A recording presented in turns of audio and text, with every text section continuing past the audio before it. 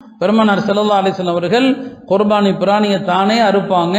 அதை கடத்தி இன்னி வஜ்ஜஹது வஜ்ஹிய லில்லதி ஃபதரஸ் ஸமாவாதி வல் அர்த ஹனீஃபன் வமா அன மினல் முஷ்ரிகீன் இன்ன ஸலாத்தி வ நுஸுகி வ மஹ்யாய வ மமாத்தி லில்லாஹி ரப்பில் ஆலமீன் லா ஷரீக லஹு வ பிதாலிக உமிர்து வ அன அவ்வலுல் முஸ்லிமீன். இதை ஓதிட்டு சொல்லுவாங்க, அல்லாஹும்ம லக வ மின்க, யா அல்லாஹ் இது உனக்காக கொடுக்கிறேன்.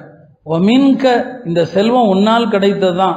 லக வ மின்க அன் முஹம்மத் இது முஹம்மதாக எனக்காக கொடுக்கிறேன். பெருமானார் தாம் பேரை சொல்றாங்க, அன் முஹம்மதின் கொடுக்க சொல்றாங்க. இன்னும் சில அறிவிப்புகள்ல வரும், இது முஹம்மதுக்காக அவருடைய குடும்பத்தினருக்காகனு கொடுப்பாங்க. நீங்க உங்களுக்காக கொடுக்குறீங்கன்னு சொன்னா உங்க பெயரை சொல்லி ஹாதா அன்னி, அல்லாஹ் இது எனக்காக நான் கொடுக்கிறேன். அப்புறம் உங்க இறந்து போன யாருக்கு நீங்க கொடுக்குறீங்களோ, அல்லாஹ் இது என் தந்தைக்காக கொடுக்கிறேன், என் தாய்க்காக கொடுக்கிறேன், அது நீங்க யாருக்கு வேணாலும் செய்யலாம். கடமையான உங்களுடைய கடமையை முதல்ல நிறைவேற்றுங்க. ஆக அந்த அடிப்படையில் பெருமானார் சொன்னது போல ஃபதீபு பிஹா நஃப்ஸன், மனமு வந்து குர்பானி கொடுங்கள். அழகான வார்த்தை, மனமு வந்து கொடுங்கள்.